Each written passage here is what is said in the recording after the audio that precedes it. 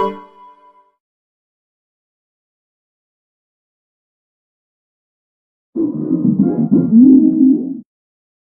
my last video about obscure TV shows I used to watch, I mentioned Peleda, a really short animated series. So I mean short. Most episodes are literally only 1 or 2 minutes long. The series consists of just 10 shorts, each telling a part of the story about how Peleda took form and how two siblings, Mina and Valdis, defeated the Cream Guillotine. I also said that the Peleda game was lost media and that there is no footage of the game, but I was wrong. It turns out the game has actually been archived on Flashpoint, an application that lets you play almost every Flash game that disappeared when Flash was discontinued. The downside is you can't save your progress because saving requires registration through ABC3, and that registration no longer works since the ABC3 website is defunct. I ended up live streaming the game myself, and honestly, it was pretty decent for a free game with no in-app purchases. I definitely recommend you check it out since it actually continues the story of Peleda. Now, about the series itself, Peleda is a 2013 CGI animated show created, written, and directed by Nathan and Luke Shurafisius. I apologize if I totally butcher your last names.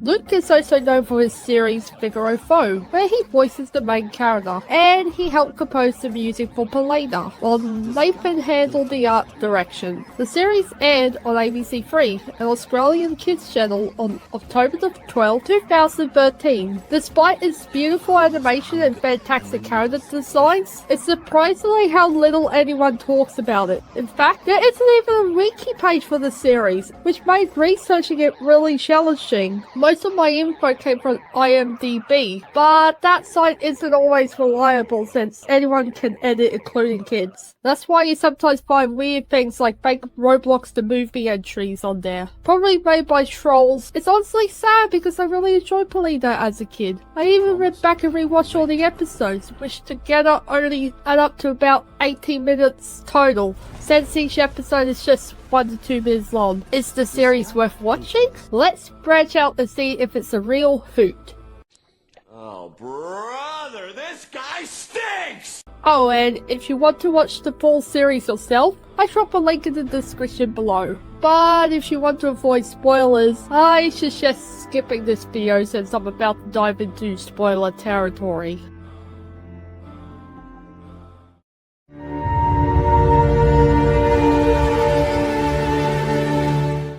The first episode begins with the nature spirits sleeping beneath the world of Peleda. Then, an owl-shaped spaceship crashes down and out come 3 sisters, 2 unnamed and 1 red one named Guillotine. I wonder which one's the evil one.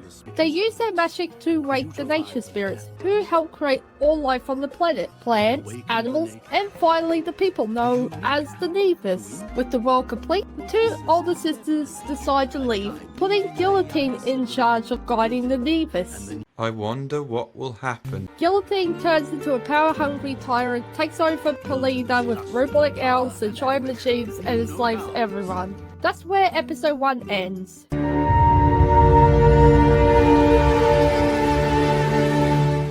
Episode 2 picks up with the Nevis suffering under her rule. Somehow, the older sisters see all of this, like it's a live screen. It was at this moment that he knew.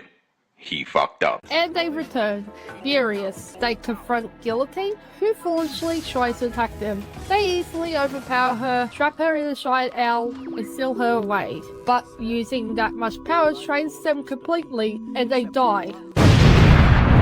Well, sort of. They turn into an amber charge that keeps Guillotine locked away. Peace returns to Peleda, and that's the end of the series. Wait, no, there's still 14 minutes left in the video. Yeah, that's definitely not the end.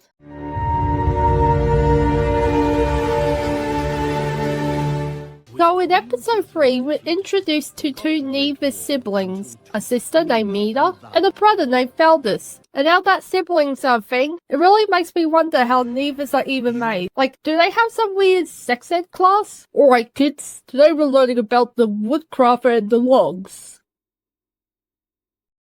Balder stumbles across the Shrine Metal Owl where Guillotine is sealed. He climbs up and grabs the Amber Shard from the top, then brings it to show his sister. Mina, being the smart one, immediately tells him to put it back. And does he listen? Yes he does. Who am I trying to fucking fool? No, he doesn't. This guy takes the damn shard back to their village like the absolute jackass he is, completely ignoring her warning. Later that night, while he's asleep, Guillotine shows up in his dreams and basically tells him, hey, break the shard and set me free and I'll totally reward you. Okay, so this queen is powerful enough to evade someone's dreams, but not powerful enough to just, I don't know, open the metal owl and free her fucking self? That night, Felder sneaks out, determined to return to the metal owl and free Guillotine. But Mina's not stupid. She follows him, trying one last time to stop him. Sadly, it's no use. Felder brushes her off and hurls the Amber Shard to the ground, shattering it. Man, talk about killing two sisters with one stone. Oh, come on, the show was wiped out. I couldn't miss an opportunity.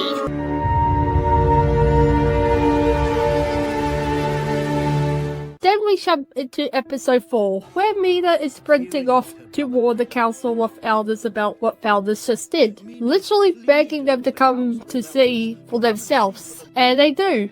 But holy shit, they move slower than dialed up internet. They eventually make it back to the metal owl. Mina calls out for Felders, but it's already too late. The owl opens, a swarm of smaller metal owls flies out, and then Guillotine rises from her tomb. And what do the elders do? They bow. Okay then? I'm guessing these guys were around back when Guillotine first showed up with her sisters. I wonder if Wood can get Alzheimer's.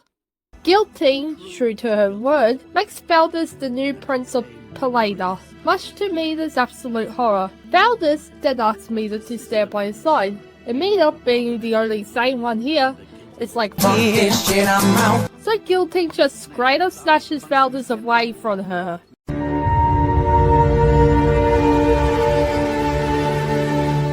In episode 5, Guillotine fully steps into her role as Queen of Peleda, now chilling on the throne with Felders by her side as Prince. First order of business, she banishes the Council of Elders to God knows where and enslaves Peleda again. This time, Mina gets caught in the mess too, but she eventually sneaks away and stumbles upon a group of rude neighbors, who have built a device designed to blow up the source of Guillotine's power. And where's that energy source, you may ask? Her palace. Yep, apparently the evil queen stores her power in her frickin' castle. Mina, determined to save her brother, finds Felders and explains the whole plan. Blow up Guillotine's palace, save Peleda, basically terrorism for a good cause. Since Felders is now the crown prince, he's the perfect person to plant the explosive without raising suspicion. But instead of helping his sister in the resistance, he storms off. Meanwhile, someone's been watching them. A mysterious old man. Put a pin in him because he's gonna be important later. Then we see Felders uncover the true and dark nature of Queen Guillotine. Apparently, Peleda and every living thing on it is totally screwed. Now, the visuals here are cryptic as hell, but I'm guessing it means Guillotine's planning a mass genocide, or maybe she's building a palace out of Navis skulls. Who knows? Feel free to drop your theories in the comments because this shit got dark fast.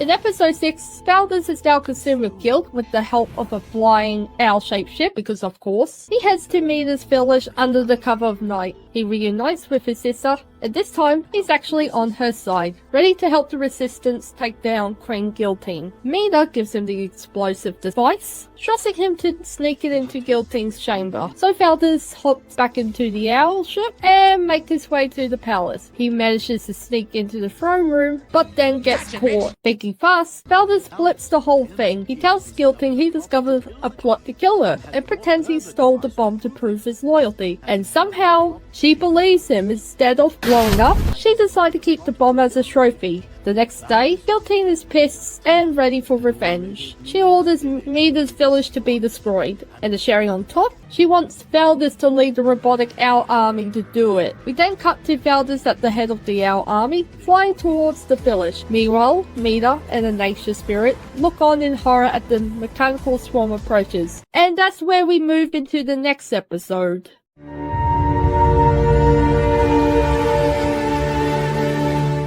Episode 7 opens with Mida sprinting back to her village to warn the other neighbors that Valdez and the robotic owls are coming. Unfortunately, she's too late. Valdez gives the orders to attack, and we're shown the aftermath. And yes, those are definitely dead Nevises lying around. And just in case you're wondering, I tried looking up the rating for this series, couldn't find one, but I did stumble across a Rotten Tomatoes page that says it's rated for kids and family, which is wild considering we're watching a full-on genocide of wooden toy-like people. Genocide for kids. After wiping out Mida's village and committing what is essentially a war crime, Valdez returns to the cream. And yeah, he looks absolutely wrecked. Remember, he wanted to stop Guillotine, but he had to play along or risk blowing his cover, or worse, getting killed. So he reports back to Guillotine and tells her the job's done. She's thrilled, so thrilled in fact, that she got a little reward for him. And what is it? Dark Amber Spirits. Yep, she unleashes these spirits of Valdez, binding him into eternal servitude. Dude just went from crown prince to Guillotine's personal puppet. Holy shit.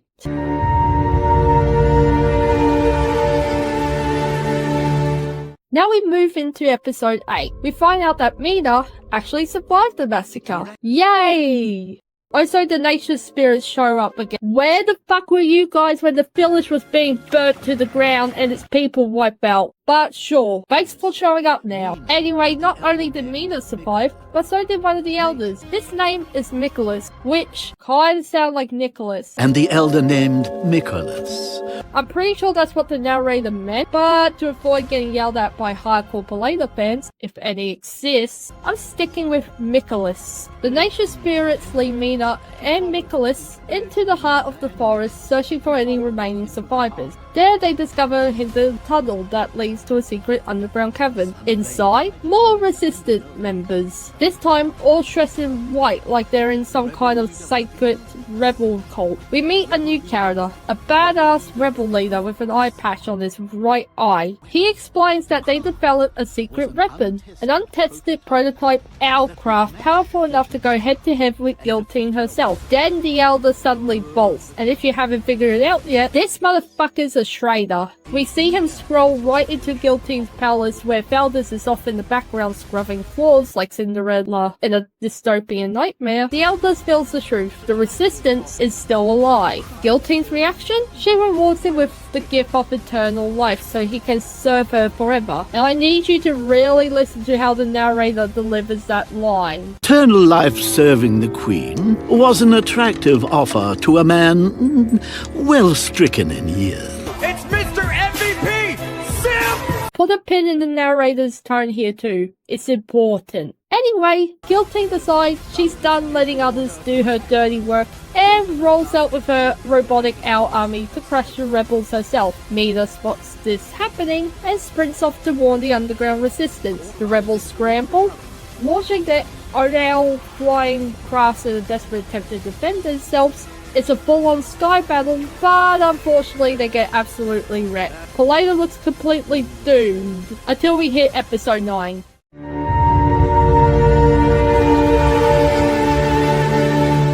In episode 9, Valdez sends a transmission to Mina, a final message telling her that he's going to do whatever it takes to save Peleda and make things right. Meanwhile, Queen Guillotine and her robotic army are closing in on the rebel headquarters, ready to wipe them out once and for all. Mina jumps into the prototype owlcraft, prepare for a final showdown. But then we cut back to Valdez. He sneaks into the palace, finds the explosive device Guillotine had kept as a twisted trophy, and activated.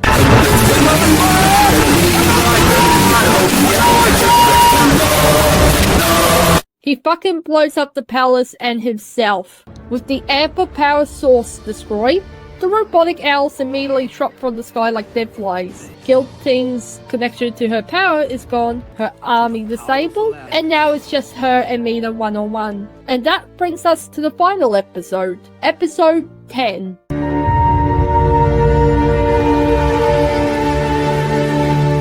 In episode 10, Mina is done playing games. She's ready to end this. She activates the secret weapon, and boom! Here comes the nature spirit. Turns out that button unleashes the full power of Peleda's nature spirits. They form into this glowing pentagon-shaped force and blast Queen Guillotine, sending her owl ship crashing straight into a mountain. And just like that, she's defeated. Peleda is saved. The village gets rebuilt, and a wooden statue of Mina and her brother Valdez is raised in the center, especially to honor Valdez, who sacrificed his life to save the world. All's well that ends well, right? Well, not quite. Stick around after the credits, and remember those pins I told you to put in Mikolas and the narrator? Yeah, plot twist. The narrator is Mikolas, and it's heavily implied that he might be planning to revive Queen Guillotine. Because, of course, peace never lasts as long in these kind of stories. And if you're hoping for a season 2, sadly there isn't one. This was the end of Peleda. Unless you count the Flash game on Flashpoint, which is basically the only continuation we ever got.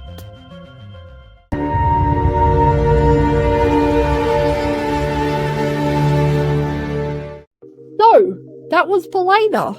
A short, visually striking, and really intense animated series that somehow managed to cram world building, betrayal, revelation, and magical robotic owl warfare into under 20 minutes total. That alone deserves some credit. The animation is genuinely gorgeous, the character designs are unique, the world feels mysterious and rich, and the tone balances fantasy and darkness in a way that sticks with you. Plus, the fact that this even got made for a kids channel is kind of wild. Like, we're talking full-on shadowside, dream manipulation, and more grey areas packed into micro episodes. Respect. But that brings me to criticism. First off, the pacing is fast. Like, blink and you miss 3 plot points fast, because the episodes are only 1 to 2 minutes long. The story often feels rushed with little time to really connect to the characters or process what's happening. Some plot points come out of nowhere, and a lot of the emotional beats, like Valdez's guilt or